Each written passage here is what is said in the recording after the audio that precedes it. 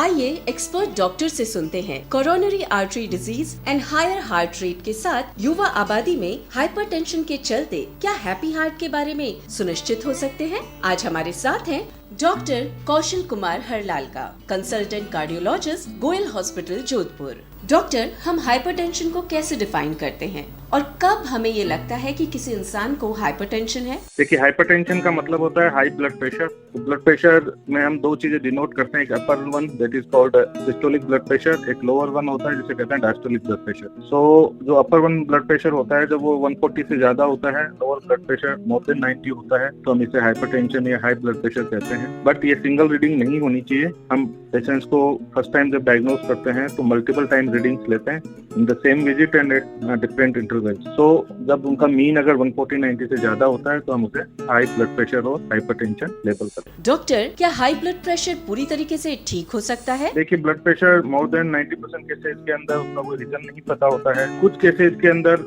Secondary causes होते हैं, जैसे कई बार थायराइड हार्मोन के डिस्टर्बेंसेज होते हैं, कुछ मेडिसिन है जैसे स्टेरॉइड्स है, पेन किलर्स है, अगर पर्सन लॉन्ग टाइम ले तो उनसे हाई ब्लड प्रेशर हो जाता है। तो उनको अगर रिवर्स करते हैं, उनको क्योर करते हैं तो ब्लड प्रेशर क्योर हो सकता है। कुछ सर्कमस्टांसेज में जैसे कि ब्लड प्रेशर है बॉर्डर लाइन से हाई है, जैसे 5 to 10 मिलीमीटर मर्करी हाई है, पेशेंट ओबेस है, हाई जिसका बॉडी वेट ज्यादा है, सोल्ट इंटेक ज्यादा है, स्मोकर है, तो अगर वो अपनी हैबिट्स को इंप्रूव करे, एटलीस्ट 10% बॉडी वेट को लूज करे, तो 2-3 मंथ्स के अंदर at least around 8 to 10 millimetre mercury blood pressure कम हो सकता है। तो इस कंडीशन के अंदर हम ब्लड प्रेशर को कह सकते हैं कि क्योर कर सकते हैं। अदरवाइज मोस्ट ऑफ द जो पेशेंट्स होते हैं उनमें with medicine and with dietary changes and life style changes हम उसको मैनेज कर सकते हैं, उसको मेंटेन कर सकते हैं एक नॉर्मल रेंज के अंदर, बट कम्प्लीटली क्योर नहीं कर सकते। डॉक्टर, क्या हाल ही में युवा रोगियों में हाइपरटेंशन और हार्ट अटैक की घटनाओं में वृद्धि हुई है? अगर हाँ, तो इसके पीछे क्या कारण हो सकता है? यस, ट्रूली लास्ट अगर हम देखें लास्ट 2 to 3 years और लास्ट 1 decade में अगर हम बात करें, 1 decade के अंदर